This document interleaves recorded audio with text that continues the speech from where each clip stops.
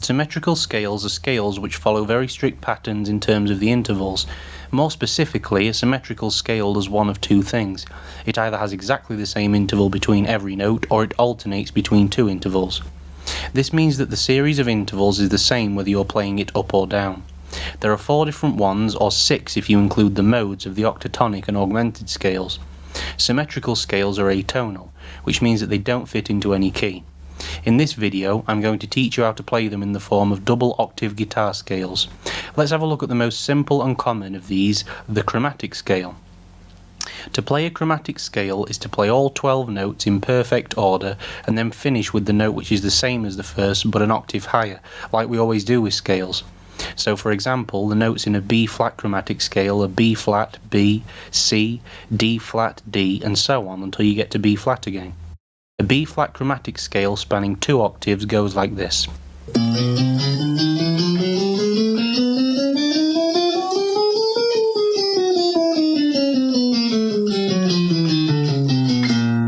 The other scale, which has exactly the same interval between each note, is called the whole tone scale. Every interval is a tone, which is where it gets its name from. If you construct a 1-3-5 chord, you will always get an augmented chord, regardless of which degree of the scale you choose to start on. However, constructing a 1-3-5-6 chord will give you an augmented 7th, otherwise known as a dominant 7th sharp 5. A whole tone scale is usually used by jazz musicians to solo over one of these two chords. A B-flat whole tone scale spanning 2 octaves goes like this.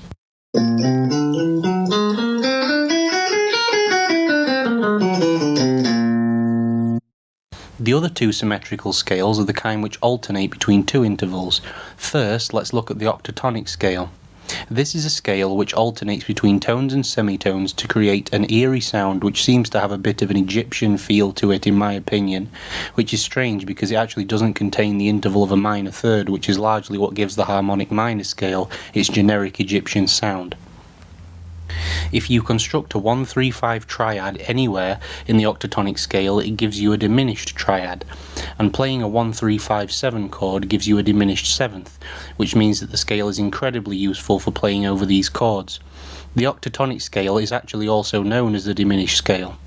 There are 2 modes to this scale, the one where the first interval is a semitone, usually referred to as a half-whole octatonic scale, and the one where the first interval is a tone, called a whole half octatonic scale. First, let me show you the one where the first interval is a tone. This is by far the easiest of the two to play in the form of a double octave scale.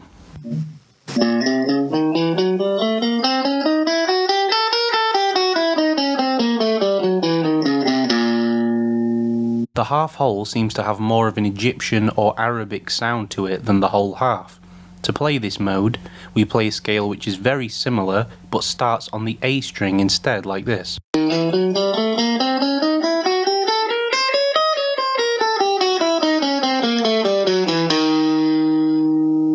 The other scale, which alternates between 2 intervals, is called the augmented scale.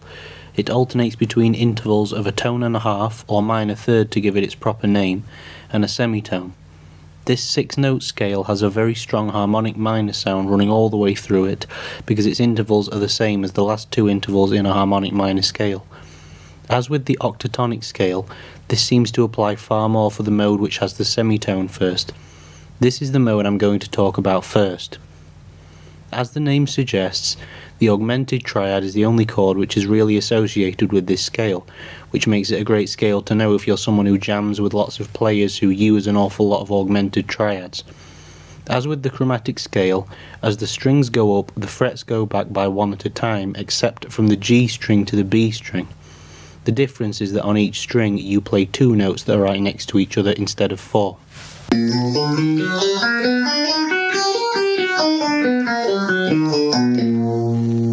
The mode with the minor third at the beginning is kind of the opposite in relation to the chromatic scale shape. Play a note on the 6th fret of the bottom string with your first finger, followed by another note on fret 9 with the little finger. Then follow the same rule as before with going back a fret for each string. This gives you a B-flat, minor third half augmented scale.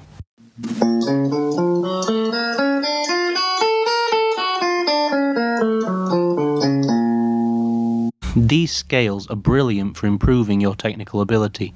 The whole tone scale is full of big stretches. This is amazingly helpful to improve your ability to stretch with the fingers on the left hand.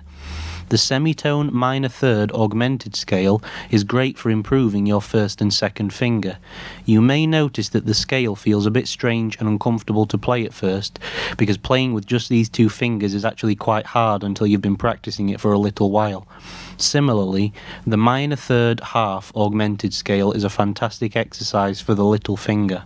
The chromatic scale uses all four of the fingers in equal measure, which in my opinion makes it a perfect warm-up or cool-down exercise, and it's really good for building up your speed.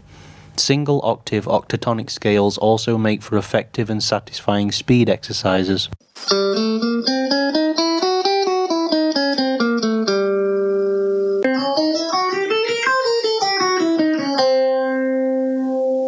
Thanks so much for watching. I'll be making videos similar to this one regularly and frequently, so liking, subscribing and commenting will be much appreciated, and don't forget to click the notification bell so that you never miss a new video.